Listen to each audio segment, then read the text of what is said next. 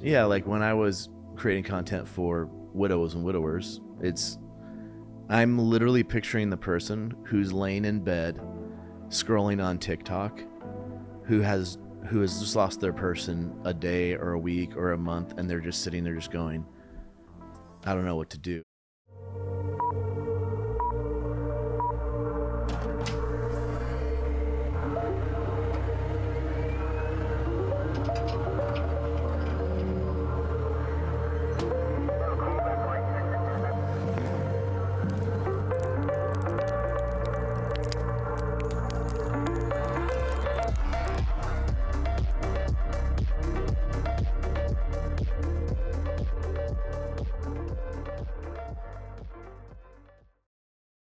What's happening, guys? This episode of the show is really a special one because one of my best friends, who is an entrepreneur, kingdom entrepreneur, a super dynamic guy, absolute knucklehead, and totally fun, and one of our family favorites, Aaron Hoffman. I'm glad you're here, dude. And I want to dive into your wisdom. I want to dive into some of the things that you've learned. But you know, whenever we get into life strategy, it can sometimes feel like we're getting into like everything gets so heavy. And when our kids see us, we're just being dorks. Yeah. Right. But there's benefit of that. But I think when life is so intense and so hard and so heavy, like the comedy, the one-liners from movies and all this stuff, right, like lifts this and keeps like the world's going crazy outside our door, but we're able to joke about it right, when we're in a war. right. And so the friendship has really been really important. What's that been like for you in terms of our relationship? It's been one of my favorite assets in life. Well, it's just funny. It's funny how like I could just wake up and then just random get a voice note from you that means absolutely nothing, but I'll just wake up and be like, yes, it's gonna be a good day. Totally. Just a random. I mean, it doesn't even matter what it was. Yeah. It could just be you quoting something or me just having some weird voice just sending something back to you. Totally. One of the things that I need help with that you've done a really great job on helping me with is reminding me of the truth. And I think one of the greatest things about people that can be in your corner is they can see around you. You can only see like what you see in the mirror. Right. Having incredible inner circle people can help you detect your blind spots and help you see what you're not seeing, but most importantly, the truth. So when you go through life transition will reveal so much about you. Like all your deficits, right? You're like, holy crap, I thought I was more mature. You know what I mean? It'll also reveal like, man, I'm actually doing really well in this area. But when we go through life transition and it's uprooting, like the whole world gets turned upside down. I love the fact that, you know, you can have relationships like this where you're like, dude, remind me of the truth. I need to phone a friend. And the benefit of that through years, not through like just a quick new friendship. Oh, we just met somewhere, but like you see me go through the high, the low, and buffaloes and everything in between. Same with me. Yeah. So I'm just super thankful for that. That if you don't have somebody to remind you of the truth, you know, you can wake up and say, dude, I'm feeling an imposter. Isn't it interesting how many people don't have it? I thought about that the other day. That I believe that there are folks that I've talked to that don't have even one. Yeah, exactly. I mean, I know a lot. I've been a pastor for 20 something years, and most people don't have close friendships where they don't have this. They just don't have it. Maybe they have one, but honestly, like I don't know very many people that have it. Yeah. And so what would be your advice to an entrepreneur, leader? I should say founder. It's almost like a business owner founder, because you're one, I'm one. You have your own shaved ice business. You're an entrepreneur. I have my businesses and stuff. But if you don't have that, I mean, what do you recommend, and how would you go about doing that? Well, I think it's super important to surround ourselves not with people who will just tell us what we want to hear. Yeah, and I'm trying to think about how we've done that with each other. But it's really easy to do that, right? Yeah. Like let me ask you, like how have you, it's easy to surround ourselves with people who will just tell us what we want to hear. They're just yes people in our lives because we want, Yeah, you want that affirmation. Yeah. Yeah. What have you done? How have you implemented that into your life where you allowed that? Because you got to be authentic. You have to be vulnerable. You have to be. Mm-hmm. I believe you're going to take your heart and you are going to give that to, let's say you give it to your spouse. And most guys, there's a lot of dudes that will give their heart to their spouse and they'll hand their heart away and they'll give it to them. And that might be the only person. They'll be like, I was able to give it to one person. And it's still not all of who they truly are. And then there's guys that'll do that with their spouse and then they'll maybe do it with a couple friends. The issue with the spouse idea is that most guys, one, don't get vulnerable. Two, they won't get vulnerable to other people. They won't let their guard down. They won't fully allow themselves to be known. One, they don't know how to do it and their father didn't model it. So they were kind of shut off and they're guarded all the time. So there are guys that you run into and there'll be guys that I realize, one, don't have friends. Mm-hmm. They won't go to movies with other guys. They won't go on a Harley ride or like a car club or whatever. They just don't have guys they can be around. Right. So for me, what I do is I kind of curate when I see a person, like when you and I met, mm-hmm. you're doing worship at this father-daughter camp, and I'm like, this guy is aligned and mm-hmm. kind of where we're at. But then the moment we started talking, it was more like, okay, this guy's not self-serving. This guy's open. Mm-hmm. And it gets to a point where you just kind of look across the table or in a moment, you go, yeah, I could see doing life with this guy. Like mm-hmm. I would want to invest in him, mm-hmm. but I think he would also invest in me.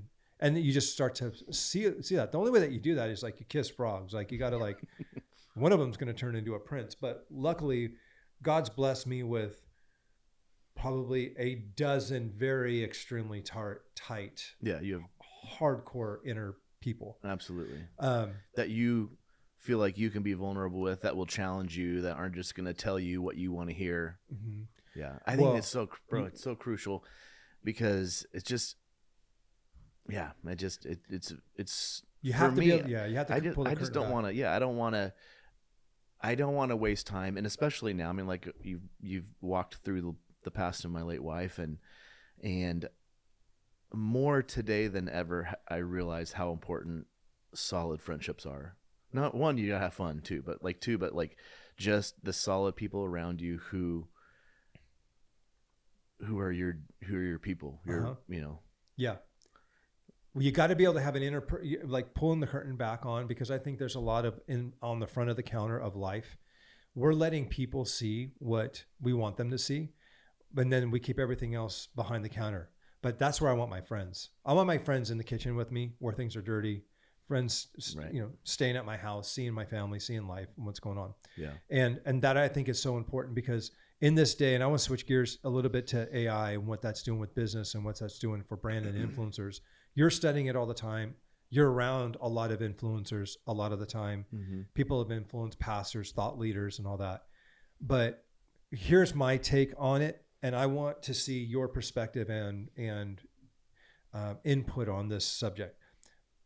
I'm on a mission to help every leader, entrepreneur, founder use their time on earth, mm-hmm. their influence. Yep.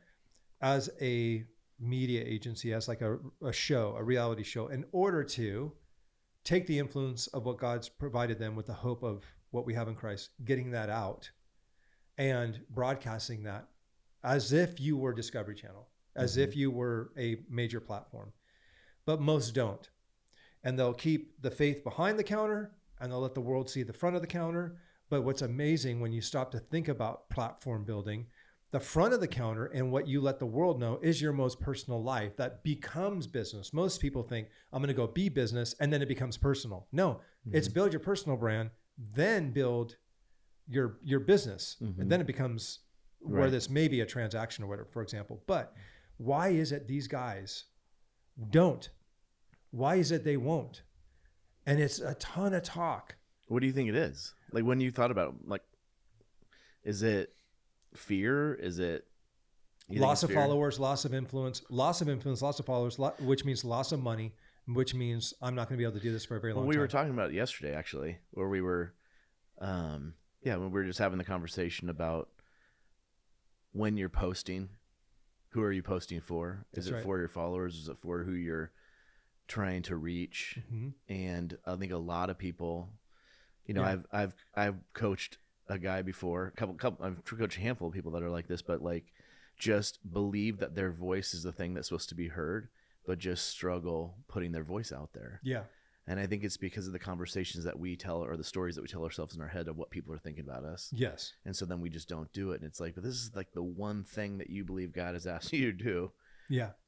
And you have a platform to be able to do it, but you just can't, because you can't get past your own story in your head of what others are thinking. So give us that one tip, that one takeaway that you said just now. You skirted I think it. that, yeah, I mean, it's identifying who your avatar is, Who you're actually talking to, who you're trying to reach, and you're talking to that person. Like, in pastors at church need to, picture a person that's sitting in the seat that they want to speak to, right?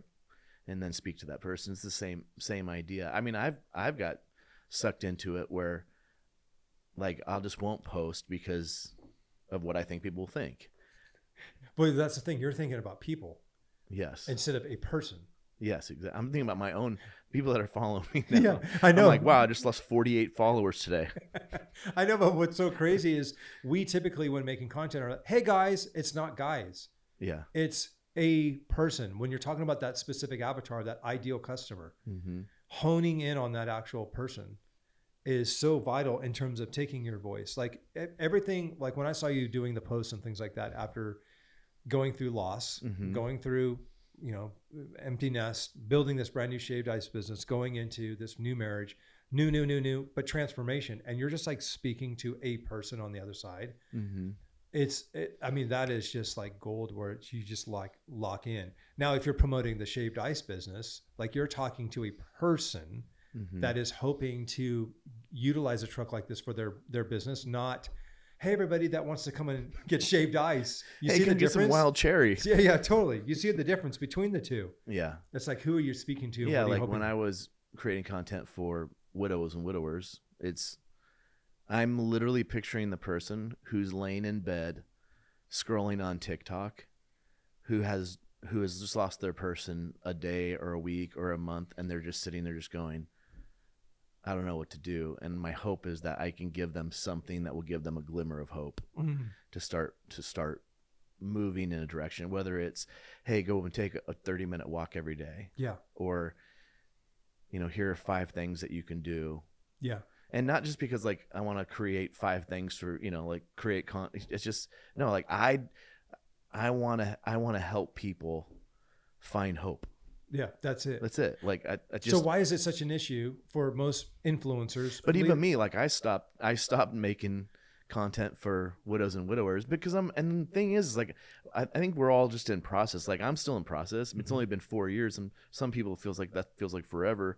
For me, it just feels like a year ago that I lost my spouse. Right. Mm-hmm. And so, and I started doing that immediately after I lost her. But it allowed you to heal. Yeah. I have to find, I'm a purpose person. So it's like, if I don't have purpose, then I don't know what I'm doing. Mm. And so I've got to cling on to something. Yeah. To start. And it's not moving on to forget. It's like, no, how can I, and then too, like we go through hard stuff. It just feels good to help people. Uh-huh. So, but I just had a friend who lost his wife 3 days ago. We haven't had a chance to talk yet, but it's like, I was already thinking about like, I need to tell this guy this because I know this is going to help him. Yeah. Yeah. So how do you, Aaron Hoffman, keep purpose in front of you to build towards? Because you do well if you're building towards it, becoming, and in progress, like momentum. How do you keep that in front of you? What are the ways, tangible ways? I mean, for me, I really believe that, again, I'm only here because God's created me. I'm a part of his story, and I don't want to waste my life. Yeah.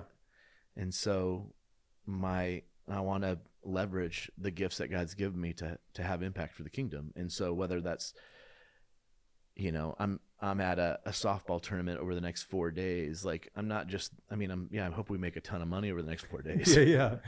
But I really believe that like there will be conversations and connections that I make with people. And that's the reason why we're there. Right. Like It's the journey, it's the relationships that we build, it's the connections that we make along the way. And I just believe that like the Holy Spirit's moving and working, and he utilizes me. And so I find hope and purpose in the fact that like God uses me. Yeah. What's that term? God's left you here. Why? God has left me here. Yeah. He's allowed you to stay here. Yeah, I don't know. I don't have all those answers, but I really believe that the fact that I'm still here is because he's not done with me. That's right. Yeah. So then you got to go, well, if he's keeping me here, then what? Yeah. What's up with this? Yeah. Yeah. So when you look at what advice do you have for? It would really be easy for you to say, I'm a startup, I'm launching a brand, or I even have this very successful brand, Fortune 100, 500, whatever. You just have a business that's cranking 7 figures. And you go, but it's purposeless. What is that term? 2 terms. What does work as worship look like? And what does turning your company into a cause look like? Work is worship? Yeah. Versus work is just work. Meaning like, are you saying like... the purpose of your life isn't to go build a business. No, it's that'll keep you busy for a while and keep your eyes off of going through healing through the loss of what you went through. But what I'm getting at, then at some point you go, it's much bigger than this. Well, like in ministry, like when as a pastor, we're always trying to get people into the church, and we're like, hey, why don't you start serving coffee? Hey, why don't you hold the baby? You know what I mean? And, and I just have always sat in the church, even as a pastor, and looked at these people and just be like, no, like, well, I mean, and scripture tells us to go back into the world, right? And so if we're not equipping people to send them back out, then what are we doing? Yeah. And, you know, our church does that, which is great. But I've just always been on the other side of ministry, like as a pastor, and just feeling like, I feel like I might have more of an impact outside of the walls of these church. Mm-hmm. And so, but I always saw people going to work. I always told people this. I said, when you're at work, like that's actually your ministry. That's where you serve. Okay. So you're not going to work. Like, yeah, you might be a server at a restaurant. You might be a coach. You might be a PE teacher. But shift your mindset, rewire your thinking to that where you work, that's actually your ministry. That's your youth That's ministry. Your mission field. Yeah, that's your, I mean, it's just, but we see it as I work and then I come to church on Sunday. It's like, no. You're going back into ministry on Monday through Friday, and God's going to use you there because the Holy Spirit's there and moving and yeah. So through Shaved Ice, for example, that's your current platform of this huge thing that you guys have done overnight, which is pretty awesome to see how much traction it's gotten, like in 1 year. Yeah. It's insane, especially in your community. It's crazy. What does that mean to turn a company into a cause? You said it, shift your thinking. This is like reframing how you see your business. And this was a big one for me. And it's one of the biggest things I love to teach and help leaders with. I mean, one of the reasons why I'm starting this business, because you got to smoke what you're selling. Keep going. No, I mean, just like I can be a pastor at a church and tell an entrepreneur to go do something. But I just think it makes more sense for me to become an entrepreneur so that I can tell an entrepreneur to go and do something. Yeah. Right. So, and I've always had this passion to want to start companies and I just love business in general. Yeah. But I have more of an authority if I have built something to then go and tell somebody of what they should, how to rewire their thinking to go and do this instead of just them being like, well, who are you? And like, why would you tell me this? Yeah. But like, I mean, like we're using we've used our business to give money to missionaries. We've used our business to, like we were just at this place, one of our churches, a church hired us to then go down and partner with Casa de Luz, which is one of the ministry partners. And so it's so rad because like, the Crossing Church in Vegas, they believe, partnerships are powerful. Mm-hmm. And so they partner with people who are crushing it for the kingdom. Yep. And so in the inner city of Las Vegas, like other Shaved Ice trucks aren't going down to where we were, but the Crossing hired us to then go down and serve these people down here. And it was just so rad to like be a part of a church that I was a part of, to then start a company that they've partnered with us to go and partner with these people. And It's just fun. That's like, powerful. It is. That's an example of like company to a cause. Yeah, like you just went from like shaved ice to like you have a much larger purpose of what's going on. Yeah, but then also like just pulling up to Restaurant Depot and recognizing that there's a guy walking around and just having a sense that like I'm supposed to talk to him. And as I'm walking back out, I start having a conversation with him, and he had just lost his daughter, and so we're able to connect on a different level because I've lost somebody, and then to sit there and pray for him. I'm like, that's why I'm doing this, not because like I want I want to start something fun and rad and like do cool stuff, but my life is the purpose behind what we're doing is so that we can connect with people and that ultimately they come to who Jesus is. Well, and ultimately the shaved ice is a vehicle. It's a memento of what you have experienced together. Like, so that's why work to do with all the work that we're doing with, doing events and shows and signings and appearances and stuff is the artwork is a byproduct. It's a memento of what we've shared together. Right. And you're the product. Most people think that the product is the product. You're the product, the personal brand. And so I think that that's important. Like, I can't wait for them, people to encounter you and Jocelyn, on the truck. The truck's cool, but it's like, the fact that they get to meet you, do life with you. And I think that's powerful. What do you have to say for those that are born for such a time as this, with all this social media influence, with all of these platforms and the ability to reach the world on YouTube, Facebook, Twitter, all of it, but hide their faith? I keep coming back to that as one of the biggest things that gets me. What's your word for those right now? Entrepreneurs with the opportunity to be able to share what God has done in their life, that hope, and being born in such a time as this, especially with the whole AI thing. I don't think they understand maybe there's a disconnect between what they do for a living and their faith. Keep going. I think that there's a disconnect. I just think that there's a disconnect. I think those are compartmentalized. And I think that, like, for me, when I came into your world, I was looking for quick fix, right? Like, how many people, they're just like, I want to figure out my purpose today. And it's like, bro, like, it took 5 years to like, build that foundation. Yeah. Faith, family, and bro, like, in some of it, I keep struggling with. Sure. And so we shouldn't go out and try to do a bunch of really cool stuff if we don't have these other things shored up first. Yeah. So family, and I think a lot of people don't have that, and they need to rewire their thinking. They need to build that platform first, and then.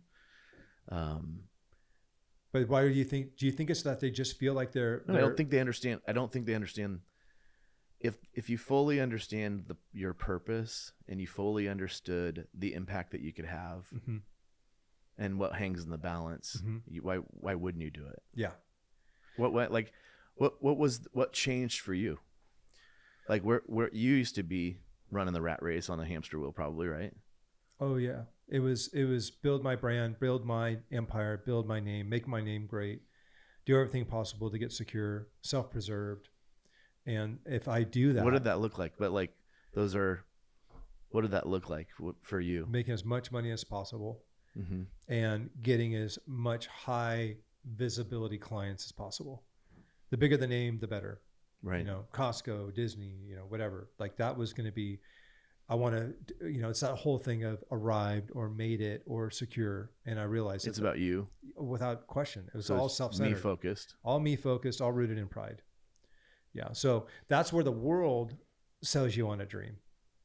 And you take, but at that point, you were using your voice for you. What shifted? Like, what was the shift for me was because you've been a Christian a long time. Yeah. But what was, sorry. Yeah. It was the understanding that my life will be accounted for. And okay, so back up. Underneath the surface of that, like, what was the tipping point where you realized that? What did you learn where you were like, oh, dude? Yeah, it's trouble. It's two key verses: standing at the judgment seat of Christ, and each one's going to receive for the things done while in the body, whether good or bad. One, that he rewards those who earnestly seek him. Mm-hmm. So why is there's this thing called about rewards? Then there's the other idea that if my life is going to be measured, what's going to be measured? Mm-hmm. And then I'm not running around in like biblical times where it's like robes and sandals and feet and pathways and like, no, I'm living in an age where there's Ubers and DoorDash and TikTok and Instagram and AI. Mm-hmm. Yeah. Radical difference between what my territory and my frame looks like, of the context and content of my life looks like. And so when I start to realize how my life is going to end, mm-hmm. and then at the end of the day, how God placed me here on purpose to fulfill not my mission, to fulfill his mission, but through the wiring of what he gave me to do, entrepreneurship, leading, coaching, advising, creativity, I'm going to be held accountable for those assets. Did I squander the assets? Did I not do anything with the assets? But most guys, and this is where the big hook went into my mouth, was I, as being an achiever, like super hardcore, type A driven, make things happen, self-made kind of a way to mm-hmm. get through life, and rooted a lot in survival from the early days. Life for me was go make it happen. So it's performance based. And if I have a lot of money in the account, look, I did great. If I had a lot of leads on this webinar, oh, look, I'm doing it right. Mm-hmm. Return on ad spend, it's working. It's like, that is your metrics. And you're just like on this Babylonian system. Which work, those things work. Correct. But if not from the right root, from the right motive. So before, watch this, I believe that God is real. Mm-hmm. Not only real, believe that, but then that is true. That truth became a reality. Hanging out with him earned my trust in him, where I then realized I don't just believe that he's real. Like, what am I actually going to give him? Like, I've known you for a while. Will I trust my kids with you? You see what I'm saying? It's mm-hmm. like that kind of trust. Right. You're spending time with them. First I believe, then will I trust? And then if I trust, then it's like, okay, if I trust this person with all my stuff, will I remain faithful in that trust? Like over time, did I trust him for a year, a month, a week? Mm-hmm. So my relationship with God was really out of whack mm-hmm. because I didn't have the trust and the belief. All I had was the doing. Right. Hey, I'm a believer. I'm just going to kind of put that behind me now. And I'm just going to go do and be for God. Mm-hmm. And it was all performance-based. Check this box, do this protocol, do this thing. He's going to be happy with me. I'll get to the end of my life. He's going to go, well done. But there's a big problem with that. And that's the verse. This is the tipping point that you asked about. Mm-hmm. And that is, I never knew you. And I'm going, yeah, but I did this and I built this platform. We had this conference and we did this and we built these funnels and look what we did in your name. And he's going to go, I never knew you, dude. So what does knowing him look like? All the way back to the beginning of the stuff that got skipped over. Belief and trust. Mm-hmm. I'm never going to have any one of those if I don't spend time with him. So you got to look at it like this. I will never, you and I got to know each other. Mm-hmm. I truly know Aaron Hoffman from the inside out. Right. The good, the bad, the ugly, all the highs, lows, and everything. Mm-hmm. I believe we both could say that about each other. Yeah. That doesn't happen in a microwave. No. And it doesn't happen. It doesn't happen sporadically. I can't do it on a 5-minute check-in every once in a while. We're doing that daily. Mm-hmm. We're doing it checking in. And then when we check in, we're going pretty deep. Right. You have to do that with God. Yeah. What does that look like for you? With him? Yeah. Like not just, I do walks. Like when you're out, you walk more than anybody I ever freaking met in my life. So we're going to walk after this talk. I know. Oh my gosh. And dude, you got long legs too, bro. So yeah.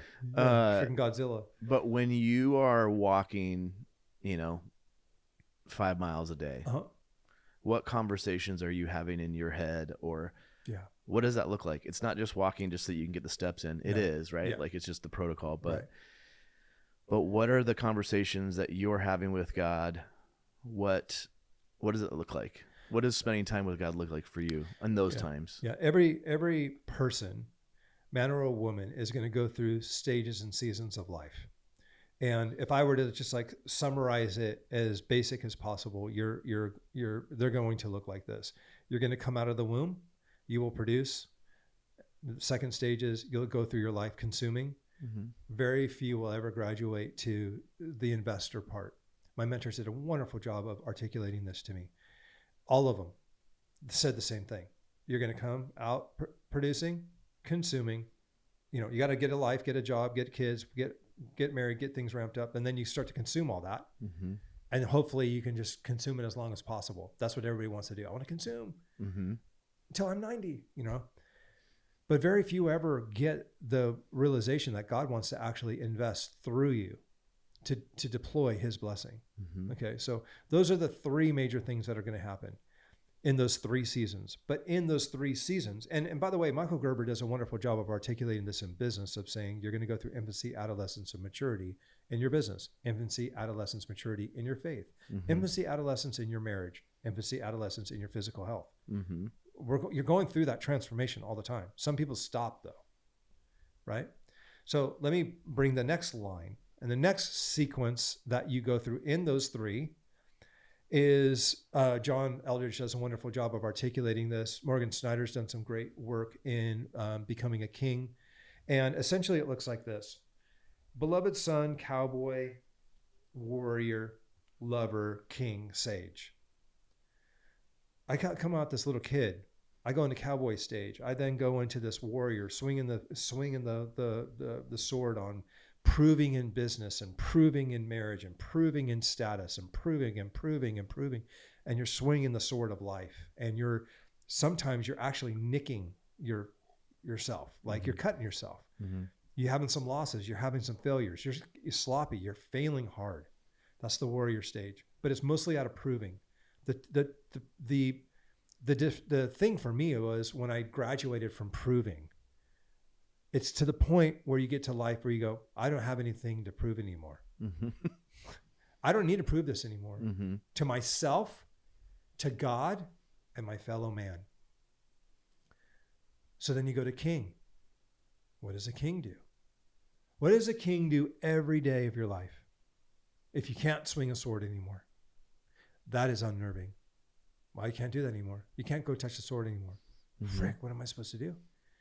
In order for you to become extraordinary, and there's a lot of programs out there on, transformation and kings, and I'm like, I don't know if they really truly understand what kingship looks like, and let alone what sage looks like in terms of being a sage in life. Mm-hmm.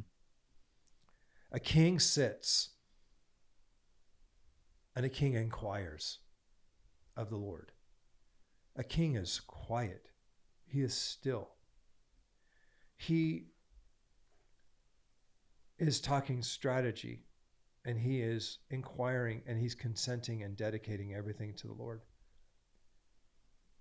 And he's available. And a king is definitely not in a hurry. He's not hustling. He's not grinding. He knows a king goes into a life of service. Mm-hmm. Jesus is the King of Kings. A king lays down his life to serve. Mm-hmm. So, and that's unnerving too, because a warrior is proving, and he's and I'm building my brand and building my name and building, and it's on performance and type A, and like that is a whole world in and of itself. And women are in warrior mode. When did you transition from warrior to king? I feel like in the last 7 years, there was a major transition for you that I've noticed. Yeah, 2019 probably. 2018, 2019. And that's when like I got physical. Yeah, physical, everything. I mean, physical, I felt like it was where it really started first. Mm-hmm. Yeah. That I noticed. Yeah. And then even having conversations around, I remember having conversations around performance, but it really came back to what are the results? That was it. Right? What was measurable, tangible fruit? Yeah. And it had to be measurable within people. And for me, the walks and the protocols for me put me in a position to be able to serve, because it's really unnerving to go through the death of self. And I was watching myself die. Right. And that's really, really hard. Right. Yeah. Yeah. It's horrible. No. And I think I shouldn't say it's horrible. I should just say it brings clarity. It's a clarity, but it's the crucible. But watching somebody take their last breath will do the same thing. Sure. You just, I mean, it It puts snaps life into everything. perspective where you go, one person can die at 49, and then you're looking at like somebody who's just really like unhealthy, walking around just going, how in the world are you still alive? How are you still alive? And then seeing like, you know, people that I know who are in their 90s, and the contrast it just like my mind's still trying to process it. But I want to go back to the king thing, and when you transitioned into this piece of you know, this season. But when you're speaking to the person who's going to be watching this and you're on the walks, what does that look like? Your conversations with God.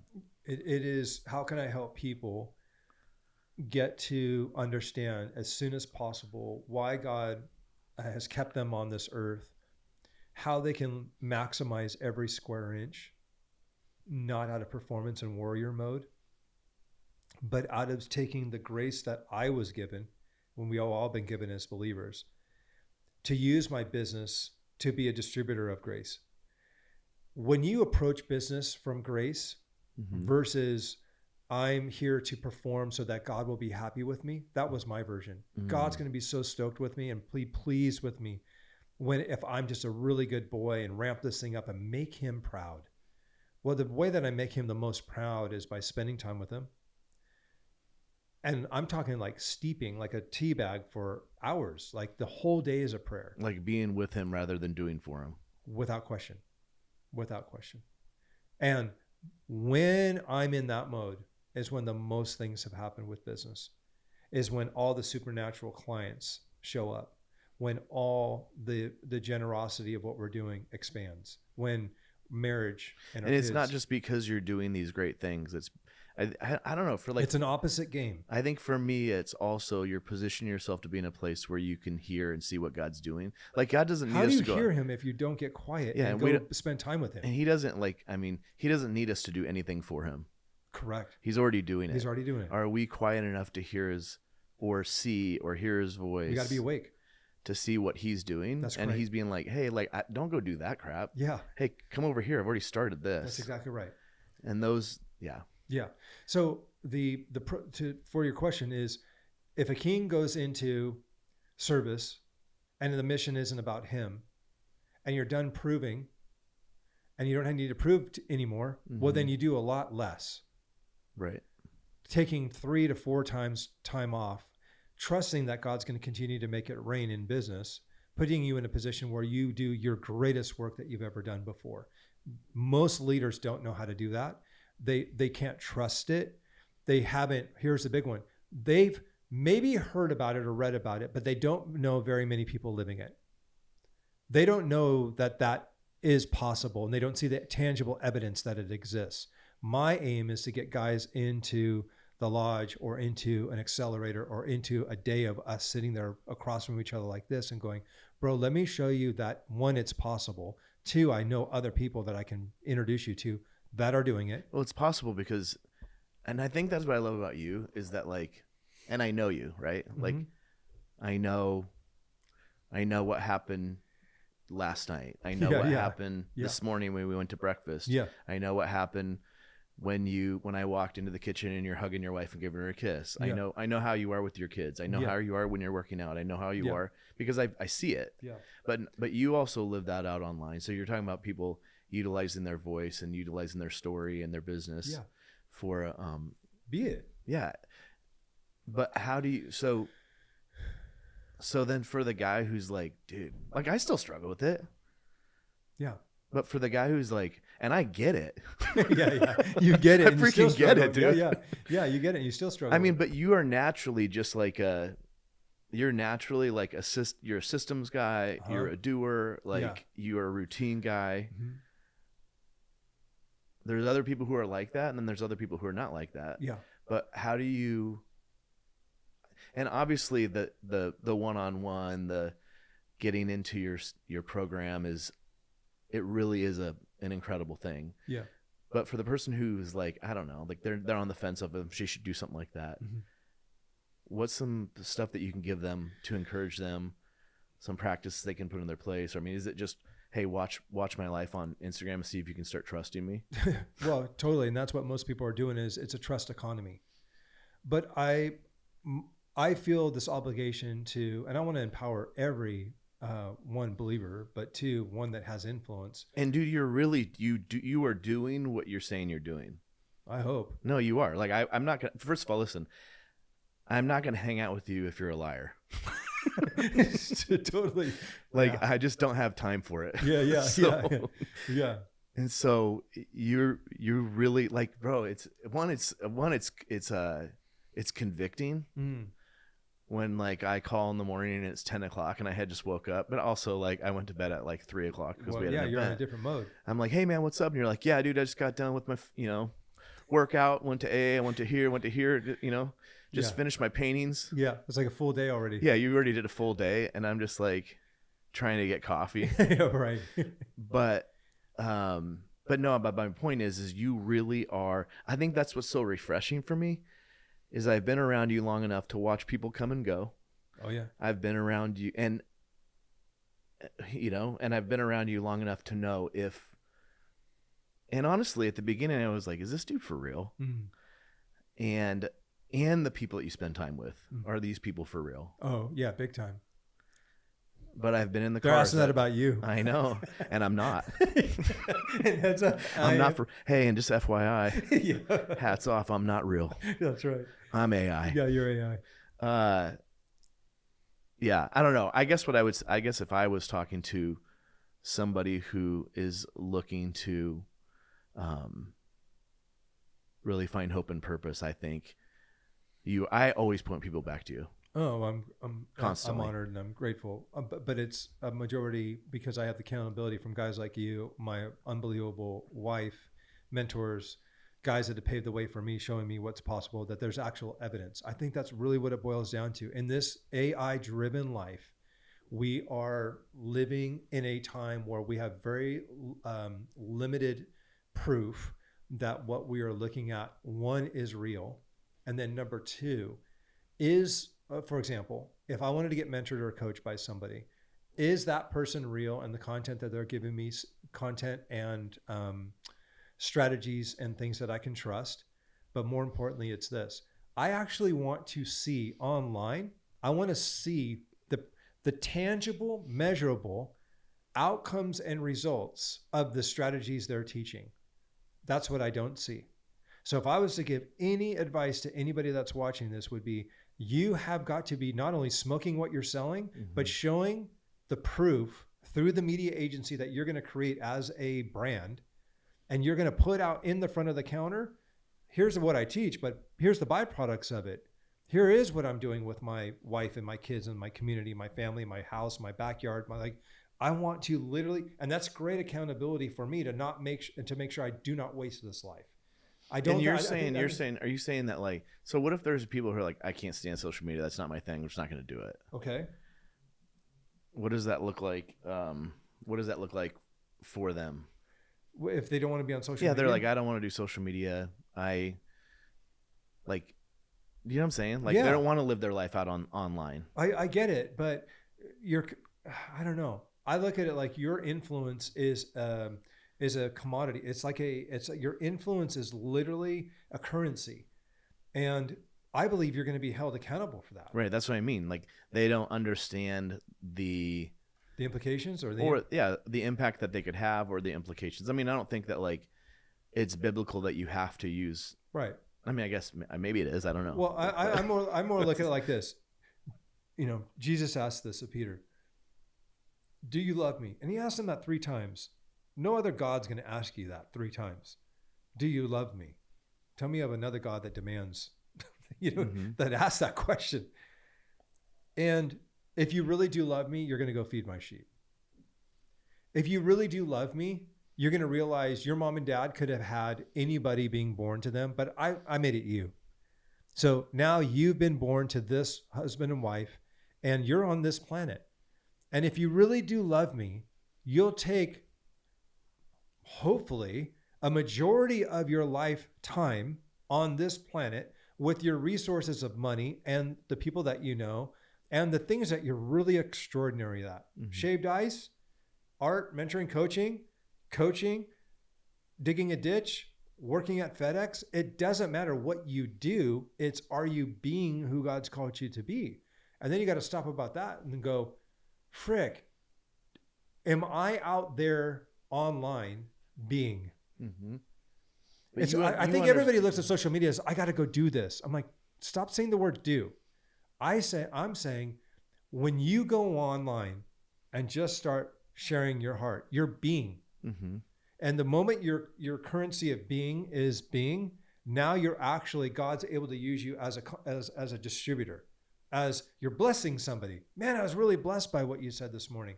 I don't know. I'm like, if you have 12 people in your life, which most of us do in our social media and our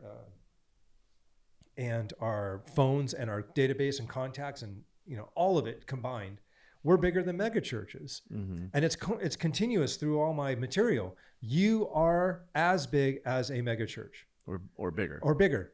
And so when I stop and think about that, I'm like, what do we have to measure this year for what you're doing with all of what God's entrusted to you with your unique abilities? Like, how are we being a blessing and a distributor of the blessing? Or are we just consuming the blessing for ourselves? And I look at, our life is going to end and we're going to sit there going, I think the greatest tragedy is a person that actually didn't live. They were alive, but they never lived who God called them to be. So what is the downside, would be my question and push back on you. Let's say you're the guy that's like, well, why should I hang out with you and, you know, get into your world? And what is the downside if they don't accept the invitation to partner with him and to be a conduit and make his name great through their platform and their business? What is the consequences if they don't? Regret. I think regret. I mean, if you're asking me, like, I feel like if I had not come into your world and really started putting into practice the things that I have over the last 10 or 12 years, that I would probably still be where I was. Which was? Questioning if where I was at is what I was supposed to be doing. But when I came into your world, that was the answer that I was trying to answer. That was the question I was trying to answer. I mean, like, I was going to the gym and I was spending time with God, but like those were all, I felt like I saw those all as one, but the reality is my life was compartmentalized. Right. And coming into your world, I had no idea, because I wanted just to answer that one question, which is, what am I supposed to be doing? Yeah. But like, you shouldn't be doing anything until these things are done. But these, you know, your faith, your family, your fun, your fitness, all of those are a part of it. And so, but I would say that where I am today is I don't question it at all. Like, I know, I know that, like, I have a shaved ice business right now. We might have 10 trucks, you know, in 5 years, I don't know, but, or I might have nothing to do with shaved ice. Totally.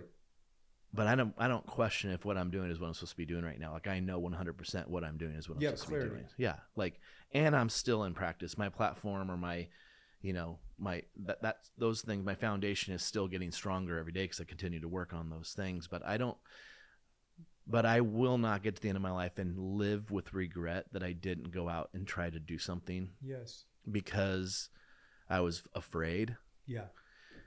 And I think what happens too is that, like, I think a lot of people,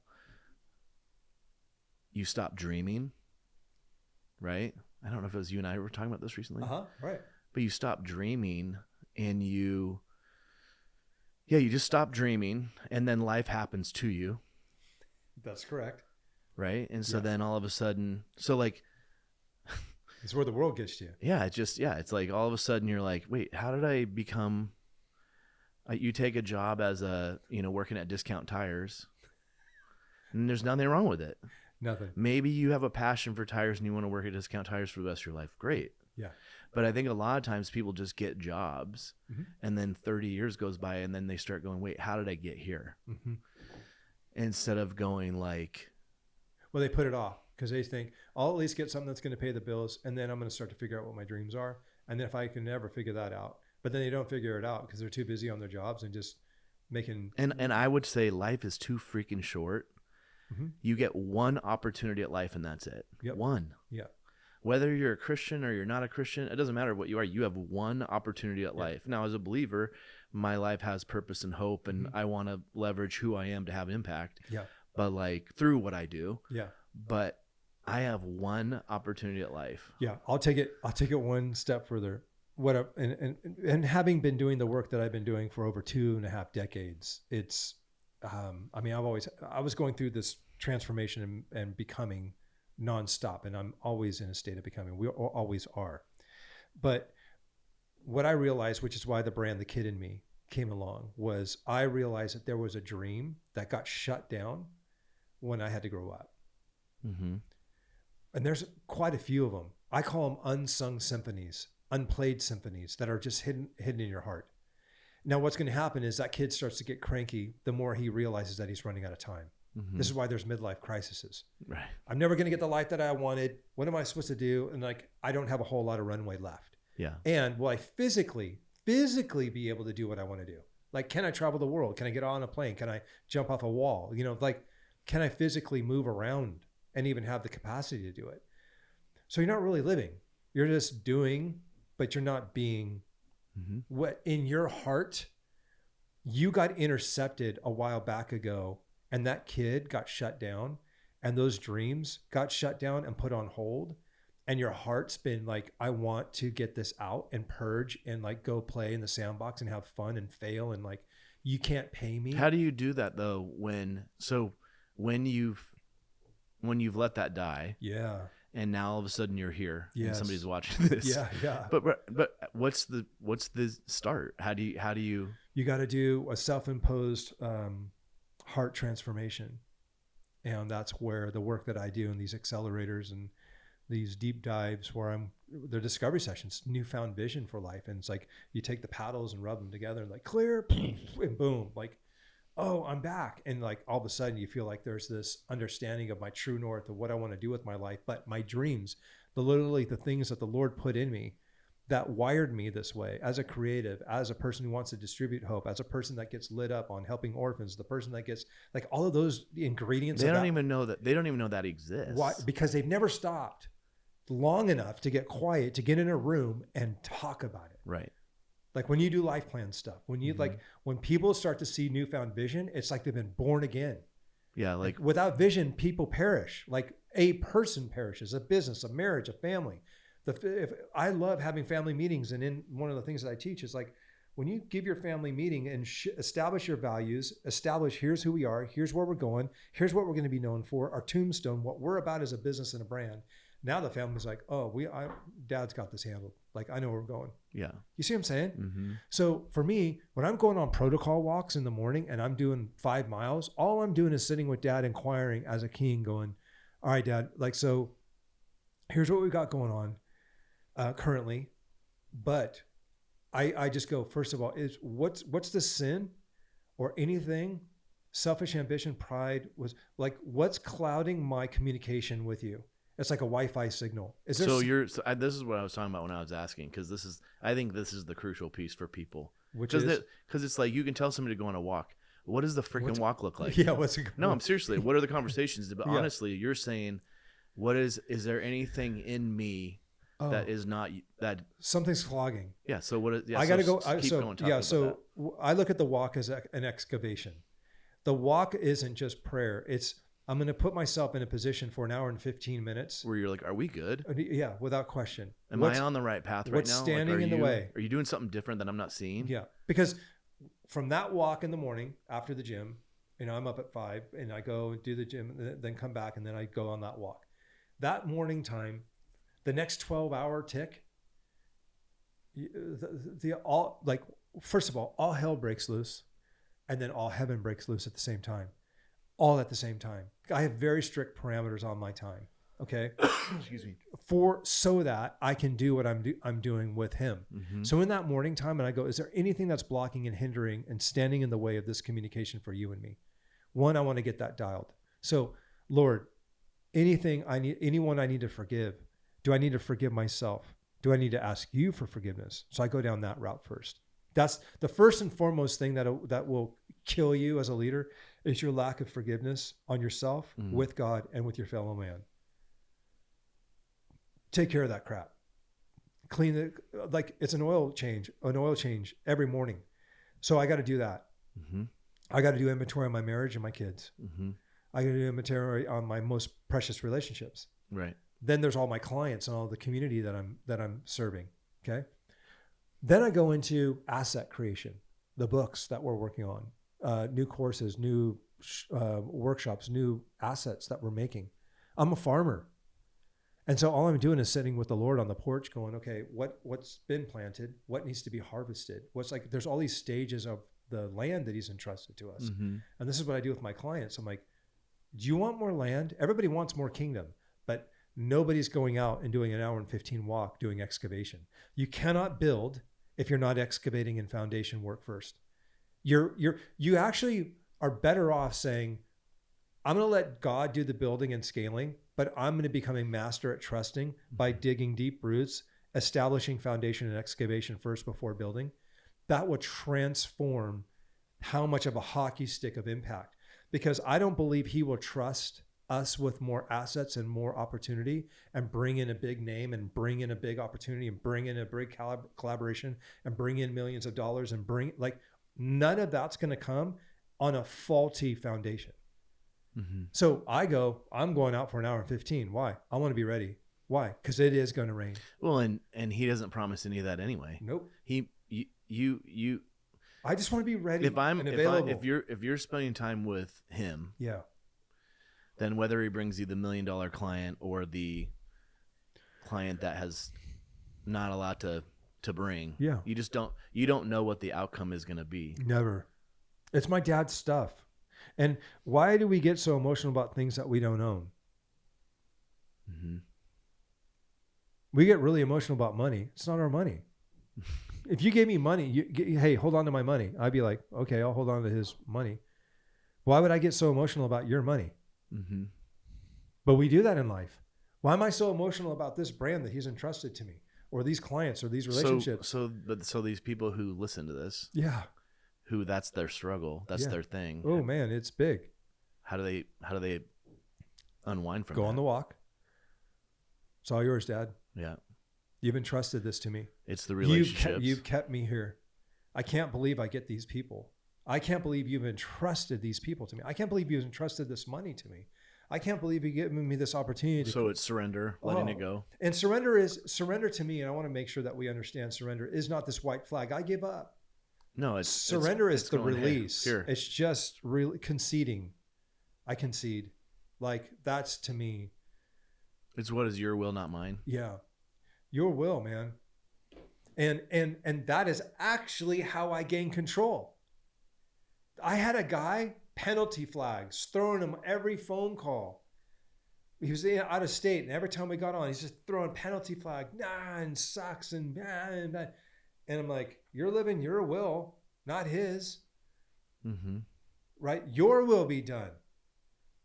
Like, when you say your will, you want to gain control by fully trusting. I don't believe Isaac being put on the altar. I don't believe that whole transaction thing right there was truly why. I don't think that's the real message. The real message for me is, if we rewind the tape on what got him to a point where he could actually do that with his son, was because he actually trusted God. Right, absolutely. This is what God's after. What's happened to my son or daughter's heart? They're out on an hour walk again. Why do they want to be here? Why do they even want to hang out with me? And this is what I had to get to the end of myself with as a leader, was holy mackerel, I made it all about performance. Holy mackerel, I made it all about performance based on transaction, that if I do this, God will give me that. That's pharisaic. That's prideful. That's sin. So wait, now I'm a believer just even in more sin, because I made it all about what I can get from him. Okay, now if I retire that, now I'm not being a warrior on that crap. Like, that's just a racket. So now what am I going to focus on? How well I can trust? Well, how well I can be at being out of control. I should say it this way, how well I can be, the word be, at not having control. Stop and think about that for a minute. When Abraham put his money where his mouth is and says, I have no control. And I'm okay with that. Why? Because I believe my dad will bring this kid back to life. That's all he wants from you and me. That's who I believe he will entrust a lot of money to. When he knows he can. Why was Abraham selected with as many as the stars? I want to be a man, and I want to work with men and women who are extraordinary at trusting and can take the lower seat and can put the sword on the wall, and that can humble themselves and go, this shaved ice business, I can't believe you've allowed us the opportunity. And we're going to use it as a vehicle to go out and distribute God's love and hope through the distribution of the blessing, one cup at a time. How do you think we could do better, knowing what you know about us and making that more known? How can we do that? Storytelling through people's life. How can we love on you? You do a really great job on this, like making it snow or whatever. But what the best thing that you can capture on social media and right now we're just like, it's fun. We're fun. This, we're that. Like when we're showing the things that but now that also have purpose. But now if you can literally just go out to a parking lot or into the grocery store, bring him out to the truck, and just go and listen. You're going to give him a cup and just say, listen, we just want to love on you today. This is our gift to you. What's the biggest thing that you're going through right now? And you could say, we're in your corner. We love you. We pray a blessing over you, whatever. You're just disrupting people with love. One, I think this is the greatest content. The world needs more of that. I think the world celebrates enough eye candy and slap, whatever. And if I hear one more time, people just saying, just post. I'm like, how about this? How about stop posting fast food content and post something that's nurturing to my soul? Here's why this is important. Because a year from now, when everybody comes on Flamingo Freeze, Shaved Ice, and they look at a year's worth of content, what does that story narrative say? What kind of brand you are? Right. Who are you? What do you do? And how do you do it? So I want to look at a few things on my feed. I want to be able to show people he's living the proof and loving with his kids and loving with his, like he's having fun. He's doing family. He's living the life. He's being the dad and the husband and the friend. Right. Yeah. And over here on the right, he wants others to get this same thing. Right. So it's a blend of the both. It's personal and business. That others can do this if they want to engage. But I don't live with the pressure anymore. Watch this. And this is the biggest transformation that I've had to go through is I don't need any of this. Literally. Yeah, totally. And you've done such a rad job of reminding me. You're like, bro, you don't need any of this. You don't have to do any of this anymore. But I want to. Yeah, you don't have to. But I asked you the question the other day. What'd you say? I said, what's something that you don't need to be doing at all? Yeah. And why do you keep doing it? Yeah. What did I say? You said exactly what you're doing. Yeah. I don't want to stop one thing that I'm doing. I flippin' love it. Like every square inch of it. And so we're using a lot of different tools and refining and getting things. I think that's the crazy thing too, is that like, there's so much garbage out there, dude, that like, that's the piece that's hard is you don't know who to trust because people are just starting businesses and they're just like, I'm going to help you do this. And you're like, oh gosh, I get it. But dude, I was there. No, I understand. I totally. But that's my point is you're living what you're doing and you're showing a life that people can have. Like you literally could just watch you online and then start doing what you're doing, or you can work with you. Yeah. And, understand the behind the scenes of how to actually pull this off. But I was going to ask you this real quick. So you're talking about, longevity. Yes. Trust. Yeah. Story. Yeah. With AI. Uh-huh. We have no idea what it's going to be like in a year and 5 years. Yeah. how important is your story, your content, your longevity, your trust as we kind of move into this new world of AI, and it's you don't even know it's real. Totally. Yeah. You think that will elevate people who are creating content and who are here's the decision that we've made. And you know, so you got to look at it like this. I was born in 1971. I'm 55 years old. I look at the, you know, you look at the 3 stages and seasons of where I'm in. I know exactly where I'm in. I know exactly what I need to do between now and the next 25, 30 years. And when I look at the landscape of who am I, where am I in the world, where am I on this planet, where am I in the timeline, and what's available at my disposal with what I have. Like if you put me in Egypt out in the middle of nowhere, I go, okay, where am I? What do I have at my disposal? I know what I can do in terms of my ability in my head, and how am I going to leverage that and be able to make an impact? Like you want to be a contributor. I don't want to be a consumer on this life. I want to be a contributor. I don't want to be a parasite on the human race. So I look at that right now, 2026, here you are. You're like, whoa, I'm in Southern California. I've got all these entrepreneurial, multiple companies, influence, all this stuff, and a lot of these great brands to work with. What am I going to do with this recipe? And then this AI thing shows up on the scene and you go, that kind of changes things a little bit. Well, most look at it, and this is where I want to encourage anybody listening to this right now. You have options. You're going to look at this thing and go, frick, dude, this thing's a threat. Okay, that's one way. You could look at it and go, oh, dude, this thing is a freaking optimizer. It's a tool. It's a tool. Like this can amplify everything that I've got going on. And if you look at this thing as a threat, or you look at this thing as an opportunity, or you can pretend like it doesn't exist, right? Or you just bow out and just say, forget this whole thing, I'm out, right? I'm going to go bury my head in the sand and just whatever. All I can tell you is this: here's exactly what is going to happen. Like, so if you're watching this, you want to know what's going to happen with AI. Here's what is happening. There's this train and it's already on the track and it's already moving down the track. And it's not stopping. No, it's not stopping. And it's a very long train. It's like when you get up to that crossing, and it's and those cars are going by and you're like, do I need to get on this thing? I don't know. I don't know about this train yet. I need to learn. What if I get on? Will it, like, where's it taking me? Right? So there's all of that going on right now. All I can tell you is that train is going, and then it is going to go. And you're either going to be on it or you're going to be off of it. That's one choice. No, you're going to be on it. Okay. Whether you want to or not. So I made a decision, and my team made a decision, and we made a decision as a family and just in life and our brand, because this whole thing is my legacy for my children and the generations to come and the others that I've coached for it to go into their life. So I got to go, what am I going to do with this? We're not getting on that train. We're making our own train, but we're using AI to do it.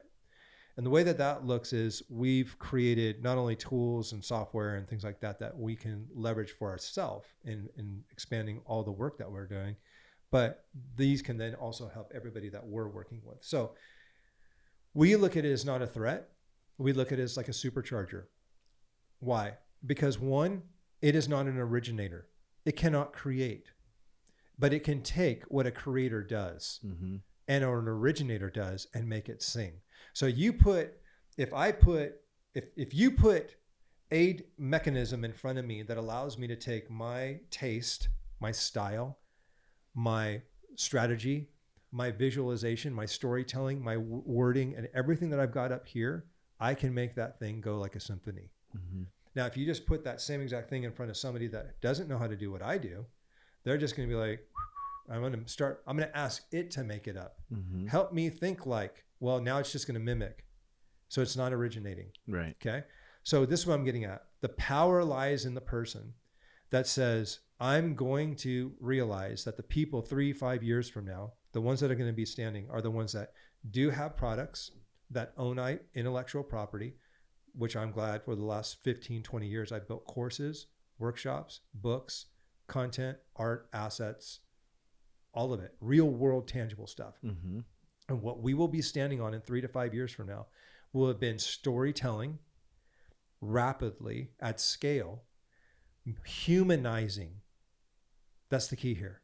So my goal is to take technology, even us being on this right now, to then create a conversation to what?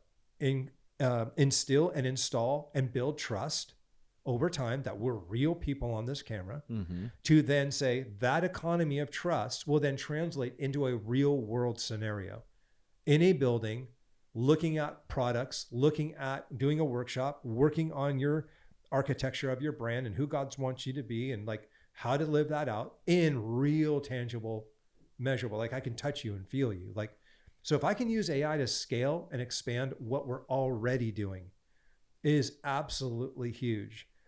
And so it's just going to help me do, this is why it's like Christmas for me. Why? Because it's just helping me do what I've always done better, quicker, and I'm able to do more in the next 25 years. I'm actually going to be able to do, like I was looking at my horizon before all this really hit, and I go, okay, what am I going to be able to accomplish in my lifetime? And who's going to be needed? What team? How big? How much capital? All of that. And I just moved all of that up within 2 years. Mm-hmm. So I'm going to be able to live like 25 more lifetimes. You see what I'm saying? But it goes like this. What does that mean though for me? Well, if my currency is impact, if my currency is hope, if my currency is if rescuing AIDS orphans, and my currency is helping people get more answers and taking the hope and the love of and the grace of what God has done for us into them, I'm like, Lord, let's build this together. So my walks in the morning are probably the most exciting walks of all time. I can't sleep. Mm-hmm. Like it's just, I can't wait to get out of bed in the morning because now there's the hope. And what I really want to do, my conference Reimagine that's coming up, these accelerators that we're doing, I'm so jacked that if I pull the curtain back mm-hmm. and show all these leaders, founders of companies, ministries, you name it, and you get them in a room to see what's possible, mm-hmm. AI won't do that for you, but it's got systems and bells and whistles and things that will help what mm-hmm. I'm teaching mm-hmm. just go nuts. So it's just going to help you maximize your influence. So that's where I get freaking excited, dude. Like you see the difference. It's not a threat. It's right. more like, oh, dude, I'm using you. When the printer came out, I mean, that'd be like being threatened by the printing press to have your books published. No joke. It genuinely is. Oh no, I feel so much more that I'm a purist author to rewrite every book page by page and then give it to the person. I'm like, well, that's a $4,000 book. Right. It's a one of a kind. Mm-hmm. Publishing for me, duplicated. Publishing in limited edition art, posters, prints, publishing in the digital market, courses, workshops, webinars, white papers, PDFs. Like you see the publishing world, you're like, oh no, you're an agency. When did that click for you? Oh, back in 20. Like what you, I mean, literally like you woke up one day and you're like, did you have a defining moment? The moment the internet came out, it was like, I have a white canvas on an easel sitting right here. I just looked inside this computer and went, I have the world as a canvas. Do you remember the day? Oh yeah. It was like, what were you like? What was that like? You were sitting there. You didn't know. And then all of a sudden you're just like, dude, I was like, wait, what? And then I spent 60 grand on a website back in 1997, 98, which was absolutely unheard of. That'd be like putting $1 million into a website right now. But I wanted to be early to market to show brands and people, and it worked. That I wanted to be able to help show, listen, I'm going to take my portfolio, what I'm doing in the analog world here, and put it out there in the digital world. So if anybody were to say, oh, I'm thinking about this Noah guy, oh, go on the World Wide Web and go look at Noah Fine Art. And that was the proof. It's all about building proof and trust. So we're in a trust economy. So my question would be like, a lot of people want sales. That's, I'm going to watch this podcast. I want to get sales. Yeah. I want to scale to get sales, And I would say this, you want to know how you're going to get sales? Equal to how many conversations that you're having. What's a conversation? A podcast. What's a conversation? A post, a reel. You cannot make a sale. You will not build trust to make a sale one day until you have deposited into the bank account of somebody's soul. And you're not just doing it to get. No, nobody's going to listen to you if you have not invested into what's best for them to help them get what they want. Like, dude, I just want to help everybody win. Genuinely. Mm-hmm. Remember, I don't have to do this. Right. I don't need it. I really, really, really, really want people to get the freedom that I'm sitting with and the being liberated from it, and like sitting with the Lord going, dude, this is bananas. Like, this is insane. It's exciting. you help people find their true north. I mean, your coaching program's True North, right? Yeah. You help them create like a mission statement for their life. Yeah. What's yours? Well, it just shifted this last week because we got even more distilled. The world got to you and robbed you your dream with success. And because a lot of who we serve now are very high capacity, successful people that are already successful. They've proven they can make money at a warrior stage. So the world sold you a dream. God already gave you a better one. And my job is to help you uncover what that is and to live that out. That's who God called you to be. So back when we did Noah Fine Art, it was using creativity and story to bring hope to the world. When we do art, we're bringing hope to the world using art as the byproduct. Okay. In the coaching world was I help kingdom entrepreneurs use every square inch of their life to be a performing asset for the kingdom. Well, that was cool. But now what we're really noticing is the folks that we serve realize that at the cost of success, their dreams were put on hold that God had already put into them. And once you get to like midlife, or even most young people in 29, 30, they've already done a lot because of technology. And they're realizing, dude, this success thing, I've proven I can make money, but I'm not living my purpose. I'm not fulfilled, and I'm definitely not being who God's called me to be. I didn't even know that was possible. So they literally thought their whole life was going to be cutting a 10% of their wages to the tithe and phoning it in and not having any connection with what they were giving to. And that gets that's not a fun life. That's a very religious, legalistic, just phone in checks and go, oh, God's going to be pleased with me. No, didn't treat you how to trust. But the moment you start, it says up on the poster behind you, nobody said living the dream would be easy. Well, the moment you go, you're proving yourself successful. Now you're going to step into risk. That actually gets pretty turbulent. You got a person that's things are going well, and now you're telling me that you're going to throw a wrecking ball at it, and you're going to really uproot it. And you're going to do an extreme makeover and Operation Simplify to Operation Upgrade. Like that's turbulent. And that's where most leaders are like, dude, I'm good. Don't disrupt what I've got going on. I'm like, well, you'll do that at the cost of never seeing your dreams realized with what God. You're going to do it somewhere, dude. And regret will say you will always look at the dreams of what God designed you to be, and you'll be looking at your true self as a mannequin inside of a window, and you're looking through that glass, going, how do I get in there? Right. I want to. I think a lot. I really think.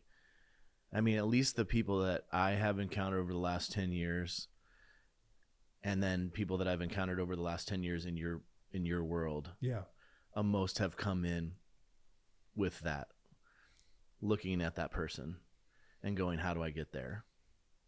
It's interesting because you said you don't have to do this, and I know that you don't, right? Like I fully am aware that you do not have to do this, and I've, other people have, but we've had a lot of conversations around then, because there's other people who are like, okay, well, you don't have to do this. Well, then why don't you just coach me for free?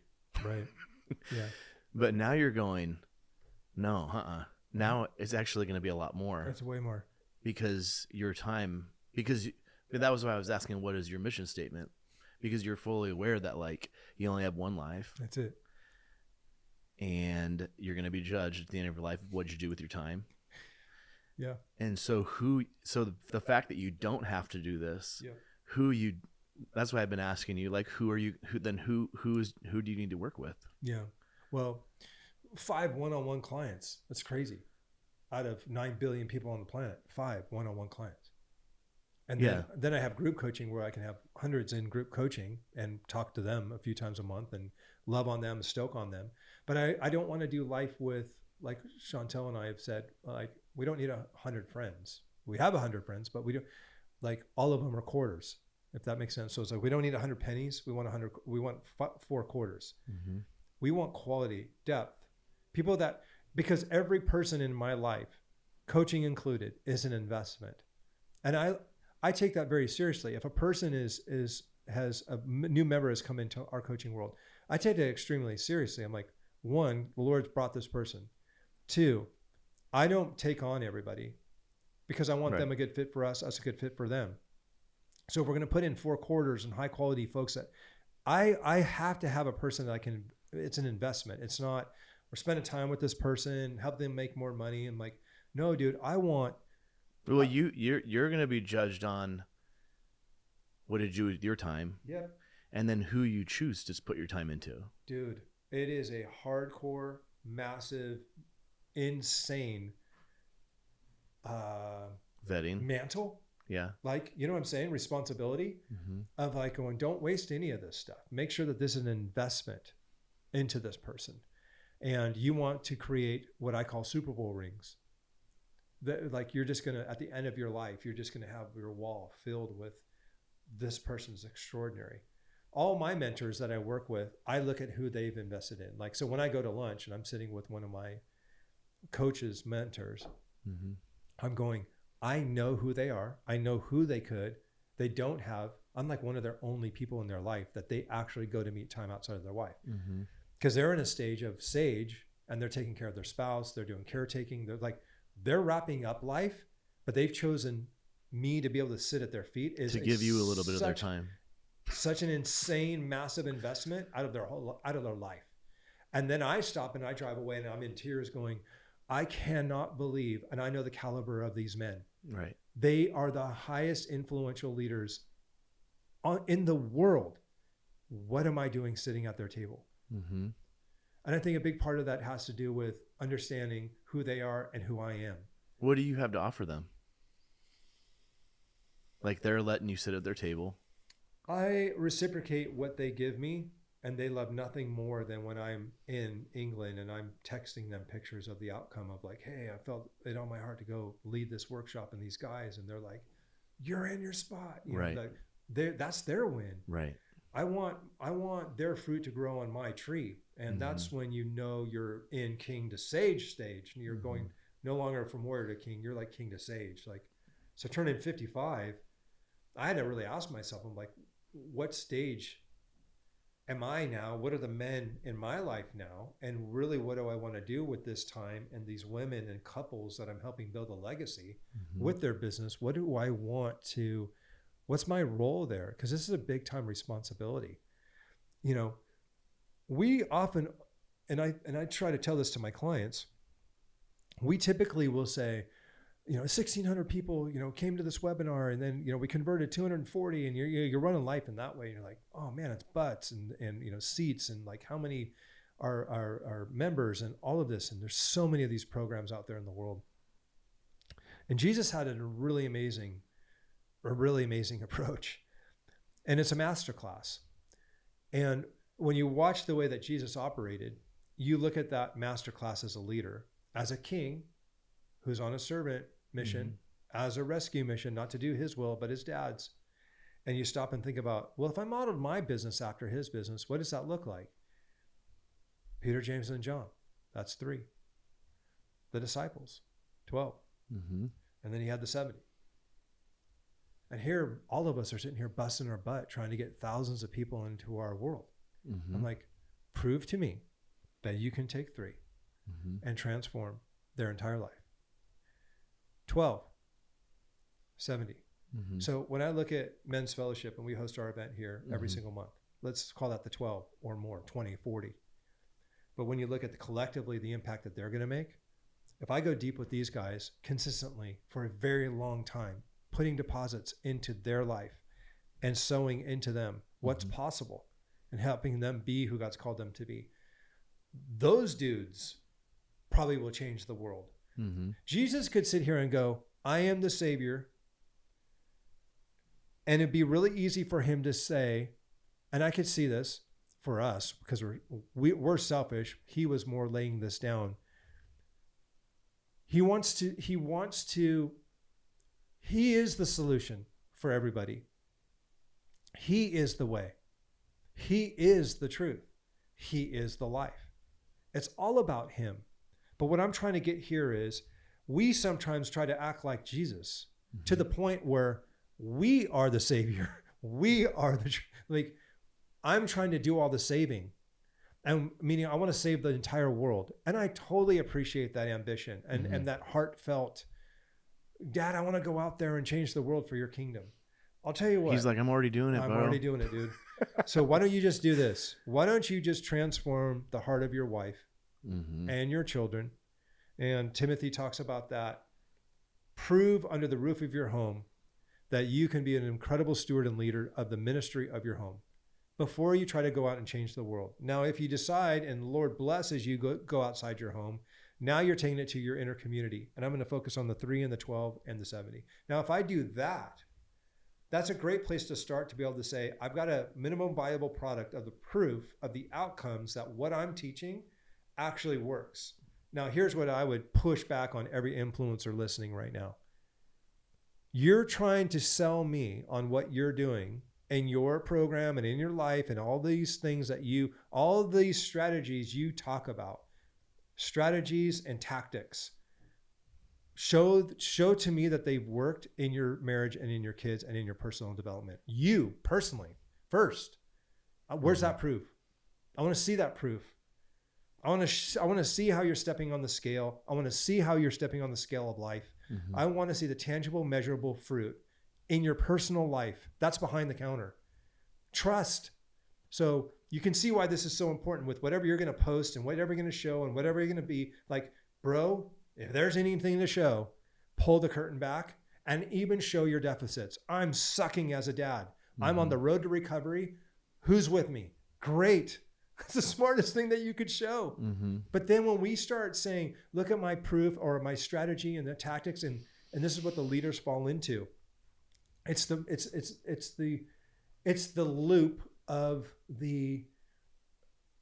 every thought leader that's out there trying to be an influencer that is in the loop of infancy that says, look at how much I know. That is literally it. Look at how much I know. Follow me. Follow me. I don't flip and trust you. Let's go. Yeah, let's go. Yeah, it's like I show me like great pep rally, great rah-rah, great getting everybody flared up. But that only lasts for so long. That's fast food. We need to see something that is proof, and then we also need to see the proof for a very, very long time. Yeah, that's why I'm still around. Currency. That's that currency of trust. Seriously. So, yeah. I'm not. Yeah, I just. Yeah, and let's just lock it up on this. We'll put a bow on it because yes, hold hands. So here's the thing: the team always gets mad because they go, "You guys always get so serious because we get amped on these subjects, right?" I love having these conversations. Well, I'll be at the truck, and when I can get into a conversation with somebody, that isn't about shaved ice, and just about like. Talking about my wife who passed away, it's like people are like, oh my gosh, I'm so sorry. And I'm like, okay. But then I can get to this place where I'm having a conversation with somebody and helping them understand that they only have one opportunity at life because everybody's going through stuff. Yeah. But to be able to I love these conversations. Yeah. Sorry. Yeah. So I love the fact there's nothing that brings me more joy. The other night for Father's Day, we're all in the kitchen and, Lefty and Greg and all the girls are in there and their whole family and my daughter and her boyfriend and my son. And it's just beautiful. And I just look over at Lefty, who I've been doing life with for 35 years. I'm like, bro, does it get any better than this? And, and there's a time to plant, there's a time to sow, there's a time to go, there's a time to be, there's a time, there's all that. But then when there's these moments like last night and this weekend and you drove out, guys, you had a break and you're like, no, we're just coming out, flipping slumber party. Every room in the house is, taken care of. Like it is heaven. And it literally refuels the soul. And that's my encouragement, dude. I don't know if you've experienced this or what you've seen lately is everybody's pace is outrunning their soul. And the world is just like, again, trying to rob more and more dreams of putting those things on hold. You need this, you better get this. Why not this? It's just this pull of the pace. Like for me, like we were talking about it a month ago. If we didn't put this on the calendar, I wouldn't have come. Right. Because it's summer. Like I'm going to lose a week. And it's like, yeah, dude, but I could not be here tomorrow. And you look back and this is what we'll remember from this year. Yeah. This is what will be in the journal. Yeah. If we can sell more product, it's like, doesn't mean. Yeah. I mean, I don't know what I'm going to do in the winter. Right. I may be doing a slumber party for 4 months at your house. Totally. That's exactly right. But what brings you solace and peace of not knowing what the future holds as we wrap up? That if I place my hope and my trust in the Lord, if I seek first his kingdom, that he's going to provide no matter what. He doesn't promise me that I'm going to have a huge house, that my mortgage is going to be covered, but he promises if I seek first his kingdom, that he's going to provide. Mm-hmm. And so I'm not worried about, I've lost everything. I've lost a wife. I've lost my house. I've lost everything. I know what that feels like. And I still was okay. But my point is not placing my hope and my trust in my ambitions and what I can create and what I can be known for building, but placing my hope and my trust in the Lord on the fact that he's going to take care of me, whether I have everything or whether I have nothing. Totally. That's it. You're solid. Yeah. And my bow on this episode is becoming extraordinarily amazing at trusting. Mm-hmm. And the only way that trusting happens is if I get to know somebody. I'm not going to trust anybody I don't know. And the only way that's going to happen is with time. And I want to be going out on those walks because of what he's done. Mm-hmm. I'm not going out there to get something. But it's the same reason why I woke up and couldn't wait to hang out with you. We're going for breakfast this morning. I can't wait to be, so I want that same thing to be with my Creator and Heavenly Father that totally has my life architected in the plans that he has for me as a future and a hope. I'm like, I want to find out those plans, dude. Mm-hmm. I cannot wait to go be with them. Right. You know what I'm saying? Yeah. So that's my hope for everybody. Thanks for coming on the episode, dude. It's hold hands. Yeah, let's hold on. Kumbaya, my Lord. Yeah, I appreciate You're a good father. Yeah. Tell me, how does everybody connect with you? We're on, if you want shaved ice, Flamingo Freeze LV on Instagram. Okay. And then just Aaron D. Hoffman on Instagram for myself. Love it, dude. Hoffman. Just one F. There's only one F in Hoffman. That's right. And then Hoffman Family on TikTok. Love it. Yeah. Awesome, so dude. Or you just kind of drive around, look for a big pink truck in Vegas, and you'll find us. So much fun, dude. Thanks, buddy. Appreciate it. All right.